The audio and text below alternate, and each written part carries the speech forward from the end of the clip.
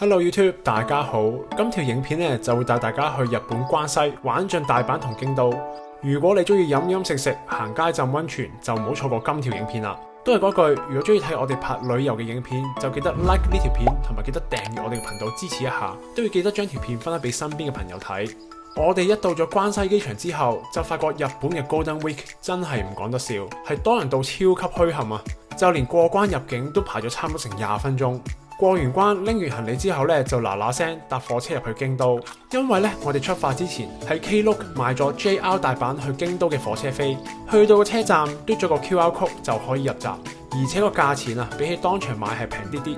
呢部火車啊都坐得幾舒服，喺車廂入邊咧就焗咗少少，不過火車嘅車身咧都有 Hello Kitty 特別版嘅 graphic， 都幾多遊客喺度影相。坐咗個半鐘火車，到咗京都車站之後咧，都已經係夜晚7點啦。咁我哋咧就轉咗的士去酒店，嗱嗱聲抌低啲嘢，就開始我哋關西之旅嘅第一餐晚餐，就係嚟自銀座米芝蓮星級品牌嘅回轉壽司啦。咁要提提大家，呢間餐廳係冇得訂台，去到間鋪頭要撳飛再等嗌名，等咗大約半個鐘就輪到我哋食啦。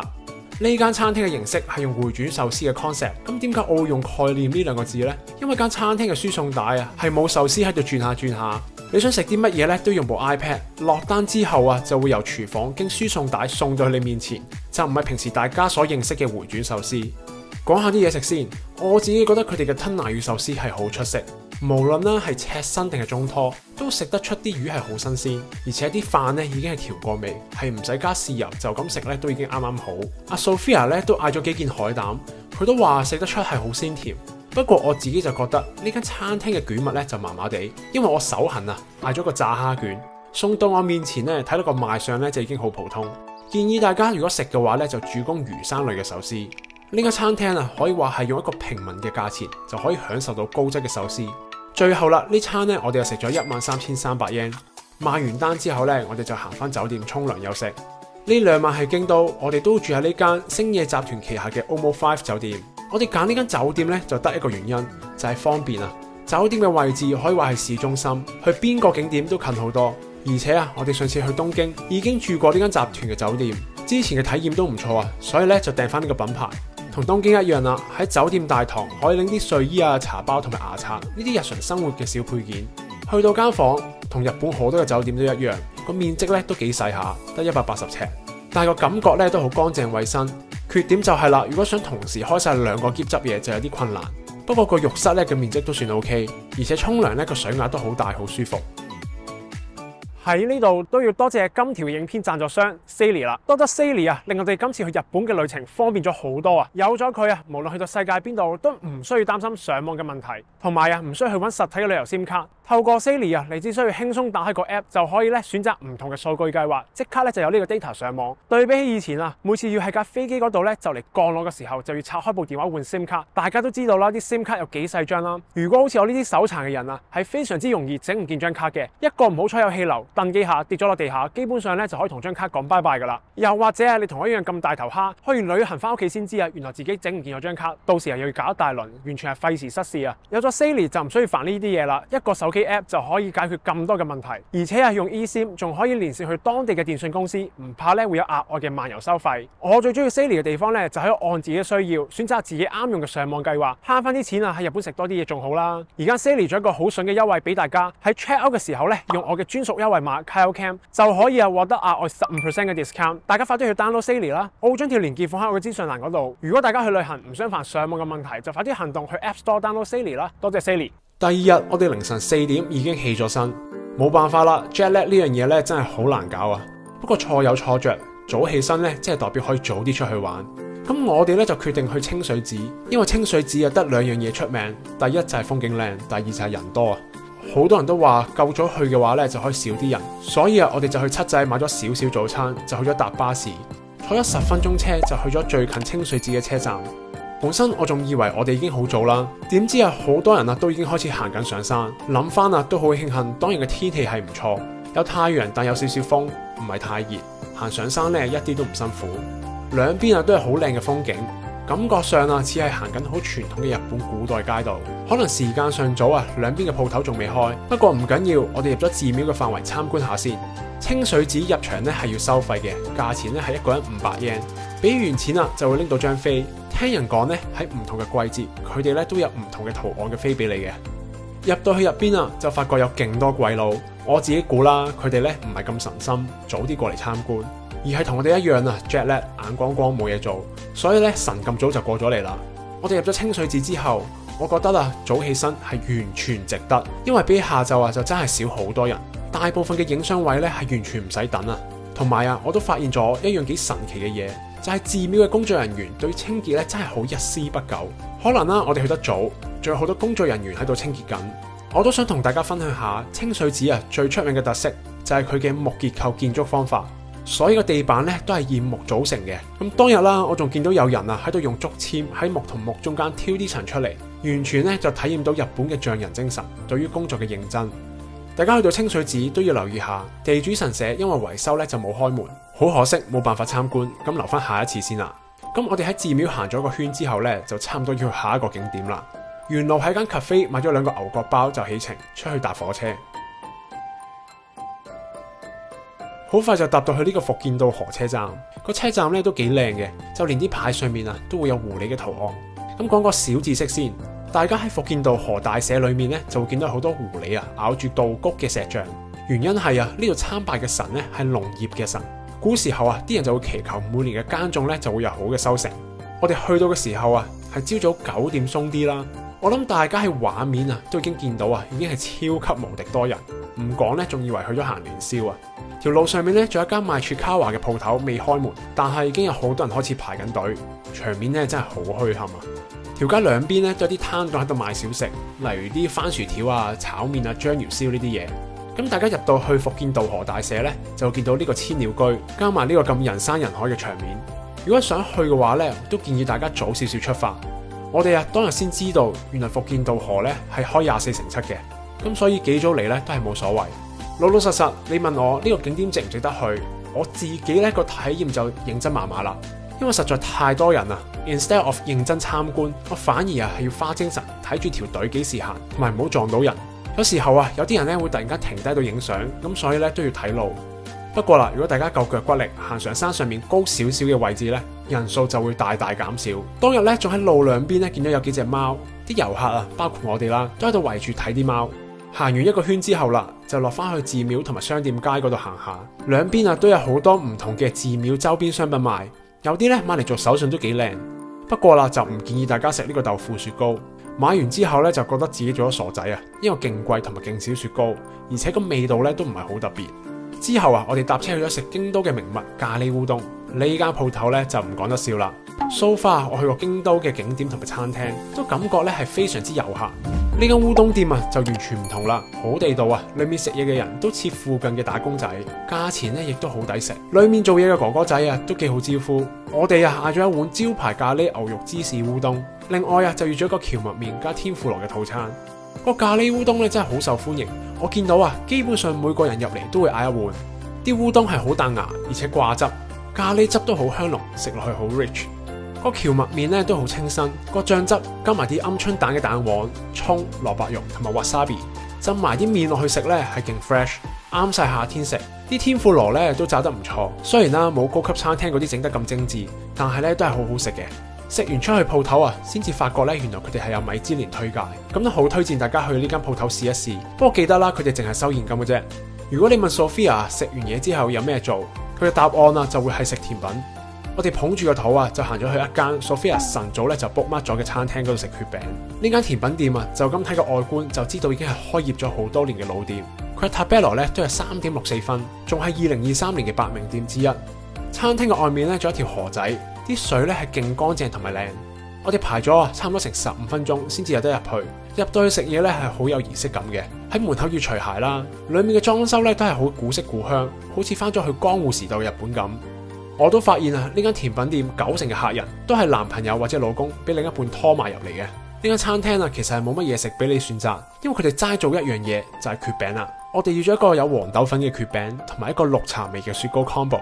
啲蕨餅啊食落去係好柔軟又煙煙韌韌，加埋啲黃豆粉同埋黑糖漿之後咧，個甜味嘅層次啊就更加豐富啦。另外個抹茶雪糕巴菲咧，味道都好香濃啊！大家都知道啦，京都另一個名物咧就係御製抹茶。果然啊，名不虛傳。滿足咗Sophia 食甜品嘅慾望之後，我哋咧就去行下街，因為晏晝個太陽咧兜頭曬都幾熱啦，咁所以咧就去咗呢間 Bell 一個京都嘅高級商場涼下冷氣。同埋食咗咁多嘢都要消化下啊嘛。天氣熱嘅時候咧，去商場一定咧係會人頭湧湧，個個咧都想避暑。附近都見到有啲外國牌子開喺啲好有日本特色嘅建築入邊，個反差比咧真係好強，好有衝擊。行到咁上下，又係時候食晚餐啦。今晚我哋會去食深夜燒肉，佢哋喺 Tabello 咧有成4.22分，係京都咧最出名嘅燒肉百名店，絕對係一間超難約嘅餐廳。呢一餐我哋會食和牛嘅阿媽家姐。入到餐廳一坐低廚師咧就問我哋接唔接受到食生嘅牛肉，又或者係生嘅牛內臟。咁我哋啦就好老實咁講，生牛肉咧係冇問題嘅，但係生嘅內臟咧就未必接受到啦。之後個廚師就好落力咁游說我哋，我啲內臟咧係唔會有腥味噶，同埋咧可以寫包單話一定會好好食。咁見佢咁誠意拳拳啦，我哋就話咁可以試下嘅。如果大家想知道呢間燒肉店好唔好食，我可以講一句，今次係我人生以嚟食過最好食嘅牛肉餐。個廚師冇呃我哋，佢俾咗個和牛嘅牛柏葉刺身，配埋咧啲蔥啦同埋芝麻醬，食落一啲都唔似係生嘅內臟，而且好香同埋爽口。食完一碟都覺得唔夠唔知有冇觀眾朋友都食過生嘅牛內臟呢？歡迎喺留言嗰度講下。之後另一個我都幾推薦咧，就係個和牛塔塔，配合埋日本蛋同埋紫菜一齊食，味道咧係好香濃。唔好睇佢個樣好似細細碟，因為食落口好 rich。和牛本身咧都有啲肥，所以係好滿足。呢個風乾牛肉嘅味道都好特別，食落去咧係好似 Iberico ham， 而且廚師每上一道菜都會同我哋講咧用咗邊度嘅牛肉，例如仙台牛啦、米澤牛，有啲牛甚至會有個名添噶。仲有廚師整牛脷嘅時候咧，佢就成條攞咗俾我哋睇。咁當時咧仲喺度諗假如識日文都幾好可以同廚師傾下偈，唔需要咧下下用個 Google Translate。呢間深夜燒肉我極度推薦俾大家，如果要去京都嘅話咧，就最好早1個月就要 book 定呢間餐廳啦。我哋最後咧埋單咧係48,000 yen， 咁我就唔逐樣嘢慢慢介紹啦，俾大家睇啲片先啦。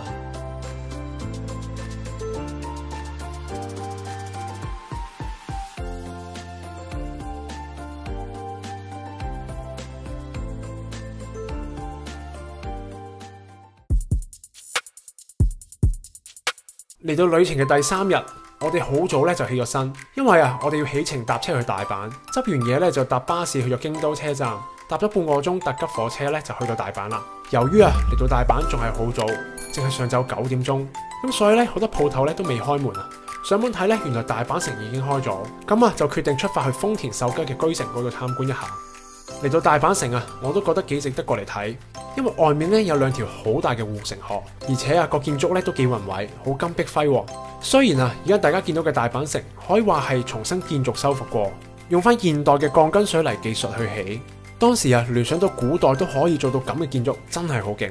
咁本身我哋咧都想入去參觀，咁但係實在係太多人，條隊好長，最後就放棄咗。之後就同香港過嚟一齊玩嘅朋友 meet up，去咗一間食拉麵嘅鋪頭。咁呢間餐廳我哋咧係完全冇做任何 research， 純粹係見到放飯時間，好多打工仔喺度排隊，咁所以咧就入咗去。呢度個老細都幾勁，煮嘢食、收銀、教人點樣買飛，所有嘢咧都一腳踢。拉麵嘅味道咧都唔錯，雖然唔係非常突出，不過以呢個價錢有咁多嘢食，其實好抵又有拉麵啦，又有飯。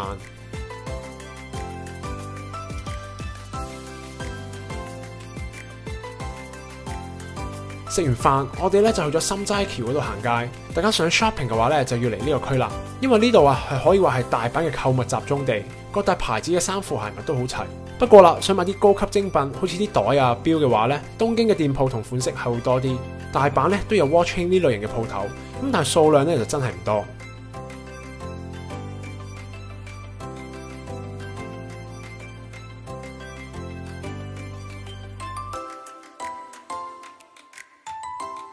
行到差唔多，我哋咧就翻咗酒店休息一陣，因為夜少少就約咗其他朋友一齊食居酒屋。趁呢個時間就同大家參觀下我哋住喺大阪嘅酒店 Caption Hotel by Hyatt。間酒店咧係2024年6月先至開，唔單止啲裝修新，服務咧同管理都幾好，仲有一點都幾緊要，就係交通方便。間酒店基本上係黑門市場嘅對面，咁所以去心齋橋呢啲地方咧行路就得啦。間房可以話係我哋住過喺日本室內面積最大嘅酒店有215尺。入到間房門口係有條走廊，而走廊嘅左邊咧就係廁所。我自己幾中意個設計，有塊有燈嘅圓形鏡。廁所咧亦都係無水雙色，令到個廁所睇落好乾淨。沖涼咧都係企浴。間酒店除咗啲水溫穩定，水壓咧仲要好勁。呢間酒店都為客人準備咗睡衣同埋拖鞋，都係好貼心。咁風景啦，望出去就冇乜特別，都係城市景。不過日頭咧都會出街，咁所以冇乜所謂啦。夜晚又黑掹掹，乜都睇唔到。另外啦，呢間酒店咧都有一個健身室同埋一個洗衣房。酒店嘅大堂咧都係一間餐廳。雖然我哋冇喺呢度食嘢，但係咧我見到佢哋製作嘅食物都幾精緻。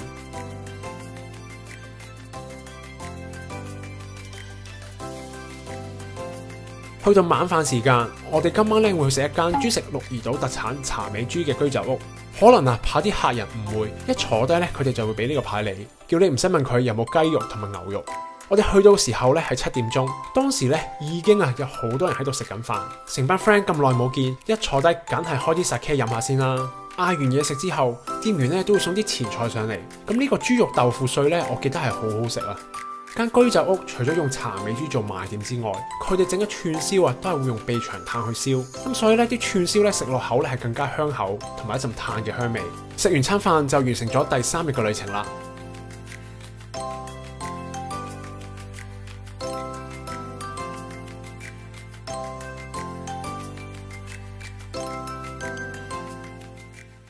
去到下一日，我哋又要轉酒店，因為今日會一大班人去有馬嗰度浸溫泉。朝頭早執好啲嘢之後咧，就去咗黑門市場打個躝。都知道噶啦，呢度係好遊客。不過咧，既然喺酒店嘅對面，點都要過嚟行下嘅。我哋一行4人都買咗盒吞拿魚試一試。晨早流流9點鐘就食吞拿魚做早餐，真係有啲癲啊！食完之後咧，就去咗搭巴士出發去有馬溫泉啦。今次我哋 book 咗間溫泉旅館玩一撲二食。去到有馬溫泉嘅時候由於時間尚早，所以咧就決定探索下呢個城鎮先。可能咧係日本長假期啊，我哋去到嘅時候都發覺有好多日本人過嚟呢邊旅行，條街可以話係人山人海。其實有馬溫泉呢度咧已經有好耐嘅歷史，喺8世紀嘅時候已經有僧侶喺呢度起咗一座溫泉寺，甚至連豐田秀吉都中意過嚟呢度浸溫泉。有馬溫泉最出名就係有2種唔同顏色嘅溫泉。第一種咧係金湯，叫金湯嘅原因係因為泉水入邊有鐵同埋鹽化物，令到啲泉水咧有鐵鏽嘅顏色。而第2種咧就係銀湯，就係平時會見到冇顏色嗰種，透明又有碳酸嘅泉水。我哋喺呢度嘅禮品店買咗啲溫泉湯包，以後咧就方便拎去加拿大嗰度浸。行到攰攰地，我哋咧就去咗間 cafe 嗰度休息一下。好意外地發現呢度嘅軟雪糕係極之好食，因為佢哋嘅咖啡雪糕係加埋焦糖同埋雲呢拿，食落口係好香濃軟滑。最緊要咧係價錢一啲都唔貴，我哋一人嗌咗一杯咖啡同埋一個甜品，埋單一個人都係幾十蚊港紙，再加埋佢哋嘅服務真係冇得彈。所以我都理解到點解啲人唔想留喺香港消費，寧願放假拎啲錢去日本使好過。食完甜品又係時候食正餐啦，我哋就衝咗落去食一間好正宗嘅蕎麥麵。呢間蕎麥麵特別嘅地方就係佢可以俾你揀唔同蕎麥同埋麵粉比例嘅麵，而且間餐廳都有好多年歷史，同埋啲嘢食嚟到嘅時候都發覺啲份量都幾多。我嘅推薦就係呢款有魚嘅蕎麥麵，條魚應該係燒過，食落去係好香口。大家放心，係完全冇骨，食入口甜甜地，幾得意。食完麵之後就同大家睇下我哋今晚要住嘅溫泉旅館紅龍館。就咁行入溫泉旅館嘅大堂嘅時候，已經感受到放鬆同埋恬靜嘅感覺。門口對住2層高嘅落地玻璃，望住對面嘅叢林，感覺就同大自然融為一體。雖然間酒店唔算好新，但係啲嘢都保養得好好，和式嘅裝修令人好舒服。呢度 check in 嘅程序係比較長，因為溫泉旅館個 manager 係會慢慢同我哋介紹酒店嘅設施，同時間都會講下使用溫泉嘅規則，例如有紋身就一定要遮住。之後職員就帶我哋上咗去間房，一開門真係話咗出聲以為自己去咗古代嘅日本人屋企。個廳係好大，咁但係個窗口都有個區域，又有少少西化嘅裝修，仲放咗張按摩椅喺度俾你望住嗰個咁靚嘅風景按摩。間房都有1個浴室2個廁所，夠晒咁多人用。唔記得同大家講我哋上到去間房嘅時候職員已經準備好晒啲茶同埋點心喺度招呼我哋。佢仲同我哋 firm 多一次，問我哋想喺幾時食晚餐同埋早餐。喺呢度都要讚啲日本人真係好有禮貌，搞到我哋有少少唔好意思。咁之後就去到戲浴啦，就係去浸溫泉。我哋換好晒浴衣之後就衝咗落去酒店嘅浴場。呢間酒店total係有11個溫泉，仲有桑拿房，而且啲溫泉係開到好夜，所以想浸到甩皮都得。其實啊，我同阿 Sophia 咧都幾慶幸可以一大班朋友過嚟浸溫泉，因為男女咧係要分開唔同嘅浴場啦。如果得我哋兩個嚟嘅話咧，就只可以戇居居一個人喺度浸。但係啦，有成班朋友喺度就唔同。雖然一開始咧大家要條條揈，有少少唔好意思，不過浸下咧就冇乜嘢，一齊吹下水、浸下溫泉都幾開心。同埋間溫泉酒店咧都幾靚，唔少得喺裏面打下卡、影下相。好可惜溫泉入邊咧係唔俾影相，所以我哋就冇影到任何嘢。浸到差唔多就要上翻房啦，因為啊已經去到食晚餐嘅時間。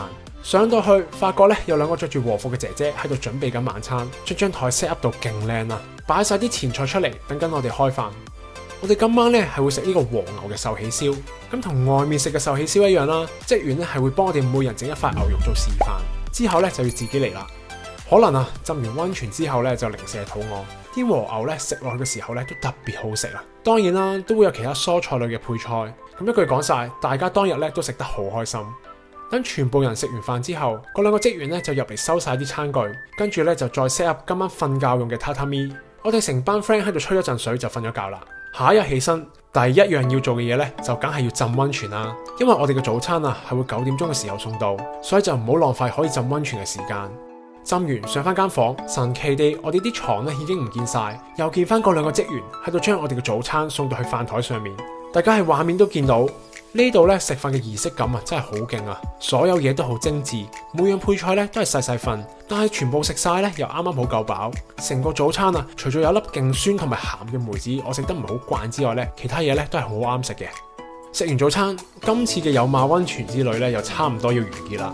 執埋啲嘢就準備去坐纜車參觀呢個六甲山。距離班纜車咧仲有少少時間，咁我哋咧就決定去個攤仔嗰度咧買翻杯咖啡同埋雪糕。有冇發覺咧？我哋嚟到日本之後就瘋狂咁食嘢，個口咧係完全冇停過嘅。係時間差唔多，我哋就去咗車站嗰度買咗張飛，巴士由有馬去呢個六甲山嘅山頂總站，一程巴士同埋落神戶嘅纜車車飛。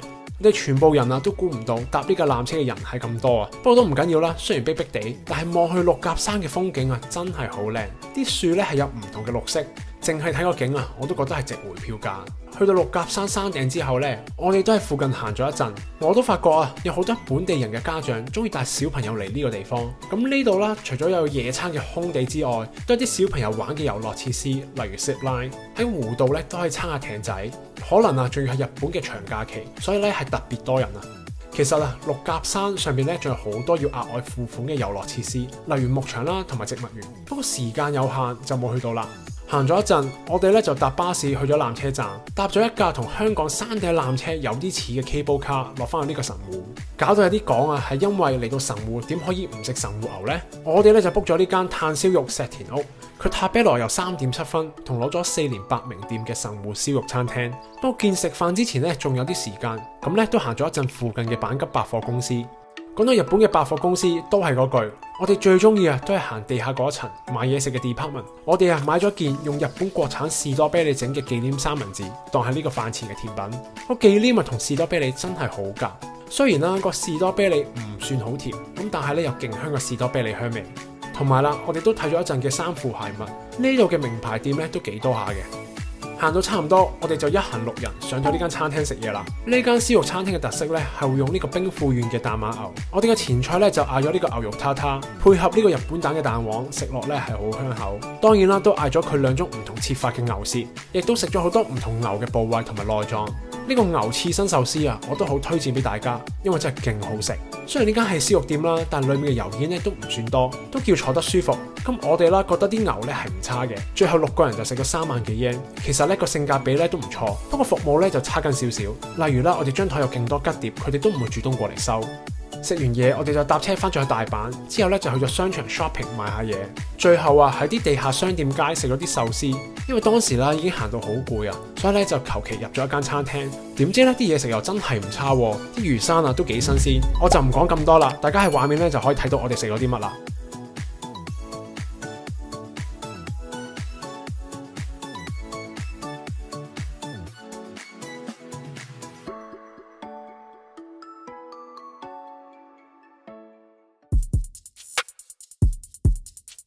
跟住行程嘅第6日，我哋好早啊就出發去奈良。冇辦法啦，啲女仔啊話一場嚟到點都要睇下啲鹿，就咁去到個車站啊已經有2隻鹿瞓咗喺度。咁雖然係假嘅，不過大家都知發生咩事啦。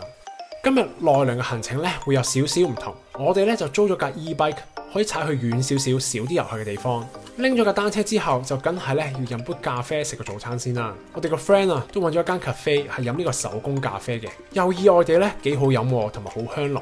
早餐方面，我哋咧就揀咗呢間江戶村一間歷史都幾悠久、專食鰻魚飯嘅餐廳。喺入口嘅位置咧，佢哋咧仲用魚缸養一條鰻魚喺度。裏面嘅裝修咧都係和風嘅建築同設計，不過啲橫梁咧都幾矮下，我行嘅時候咧都唔小心撞親個頭2次啊！講翻啲嘢食先，前菜咧就嗌咗個燒鰻魚骨，我哋個朋友咧係勁中意呢個小食啊！我哋咧都嗌咗一個鰻魚嘅肉子燒同埋鰻魚嘅乾串燒，大家都對呢個肉子燒係讚不絕口。其實呢間餐廳嘅鰻魚飯選項咧都係大同小異嘅啫，主要係份量嘅差別嗰度。另外啦，佢哋都有一隻白燒嘅鰻魚，係冇咁多醬汁。我哋個朋友咧食完之後就覺得咧唔係咁突出，所以就唔係咁推薦啦。間餐廳嘅鰻魚飯都有3成，分別咧就係原味就咁食，第2種咧就係加 wasabi 同埋紫菜，第3種咧就係加高湯茶漬飯嘅食法。我哋最中意嘅食法咧都係第3種。唔知道啊，大家最中意食鰻魚嘅方法係邊種呢？歡迎留言嗰度同我哋講啊！食完飯之後就真正開始我哋嘅單車之旅啦。喺呢度啊，都想同大家講，如果識踩單車嘅朋友，我都幾推薦去租架電動單車。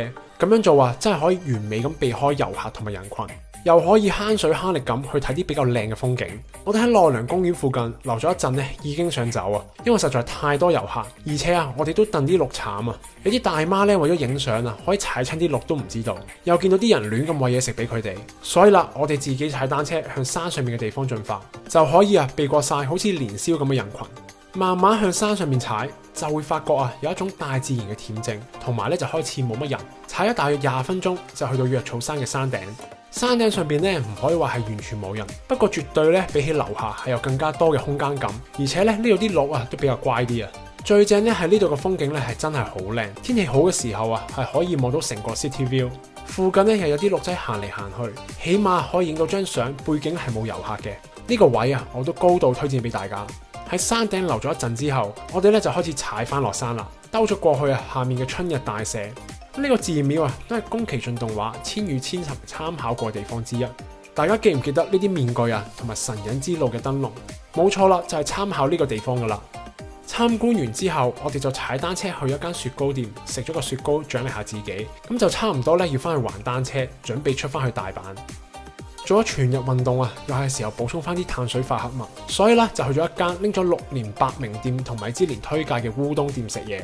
我哋去到門口嘅時候咧，已經有幾個人喺度排緊隊，不過翻台嘅速度咧都算快，等咗大約10分鐘咧就已經可以入去啦。呢間餐廳嘅烏冬咧係好大同埋好粗嗰種，基本上啊食幾條咧已經開始飽。其實間鋪頭最出名咧係有2隻湯底，一隻咧係清湯 Kaki， 另一隻咧係比較濃嘅醬油味 Bukkake。我哋2隻咧都有食，我自己啊就比較中意醬油味，因為口味比較濃郁，但係咧就一啲都唔鹹。加埋啲蘿蔔蓉，其實咧係好清新，而且有啲烏冬係好掛汁。清湯嘅話咧，因為個處理手法咧係有啲唔同啦，個麵身啊係會比較彈牙同埋淡味。不過你揀邊隻湯底都好，都可以揀凍食又或者熱食。另外一點就係啊，如果想試晒呢間鋪頭嘅天婦羅，最好咧就叫一大班朋友過嚟啦，因為真係太大份啦。大家睇下份茄子咧有幾咁長，間餐廳啊都知道發生緊咩事。上天婦羅嘅時候啊，佢會俾埋鉸剪你。呢間鋪頭咧仲要係好抵食，高度推薦俾大家。嚟到第7日啦，有冇發覺咧？我哋嚟大阪咧，爭一件事未做啊，就係食呢個大阪燒啊！咁我哋一大班人揾咗間喺道頓堀 Google Review 唔係太差嘅大阪燒專門店試一試。老實講，食完咧係有少少失望，同埋咧我哋嗌咗一份餃子，裡面啲餡咧係鹹到咧食完係要洗腎啊，唔係太建議啦呢個。食完之後，我哋就去咗最後衝刺買下嘢，因為今晚啦我哋又會轉酒店，一大班人去住一間日式嘅 Airbnb，因為啊間屋嘅地點咧係比較遠。喺天下茶屋車站附近，所以有啲咩 shopping 要做呢？而家咧就最好做埋佢啦。同埋啦，我哋今晚嘅晚餐咧已經決定好，會喺高島屋嘅百貨公司買食材，夜晚咧就自己整嘢食。大家買完餸就兵分2架的士向間 Airbnb 嗰度進發。其實啊，我覺得同一大班朋友嚟日本玩嘅話咧，可以考慮租呢一種日式嘅傳統1戶建。我哋今次租嘅呢一間屋，大家都好滿意，因為平時啊，我哋2個都唔會租間咁大嘅屋嚟住，仲要喺民居附近，同平時咧住酒店嘅體驗真係差好遠啊！間屋隔離啊，仲要係一條電車路軌，日頭嘅時候時不時咧都有電車經過。當電車經過嘅時候咧，間屋嘅地下係會震啊！唔知道呢度又算唔算係日本嘅鐵路盤呢？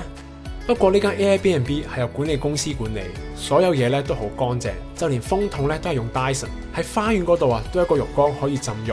問題係啊，外面勁多蚊，最後大家咧都放棄咗。都唔記得講啊，間屋咧係有4間房同埋2個廁所。今次咧我哋就唔使爭房啦，大家放低行李之後就開始準備晚餐。我哋啊喺高島屋主力咧係買咗好多魚生同壽司。喺呢度啦都要講下，我覺得啊喺百貨公司買嘅刺身咧係極高性價比啊。舉個例子啦，啲海膽啊比起黑門市場咧係更加高質而且抵食。咁講到呢度啦，我都對啲吞拿魚啊係念念不忘啊，好想飛翻日本食多幾嚿。今餐啊都買咗一個靜岡縣嘅蜜瓜。講真啊，2個人旅行真係唔會買個蜜瓜翻酒店食。同埋啊買咗咁多嘢嘅價錢都係唔貴，買到成台都係嘢食，都係用咗37,000 yen。食完飯冇嘢做，我哋咧就去咗 Airbnb 隔離間 Aeon 嗰度行下超市，買定啊聽日嘅早餐同埋手信，因為啲嘢啊真係好抵買啊。之後啦，夜晚我哋成班 friend 沖完涼咧就吹下水，咁就過咗一晚。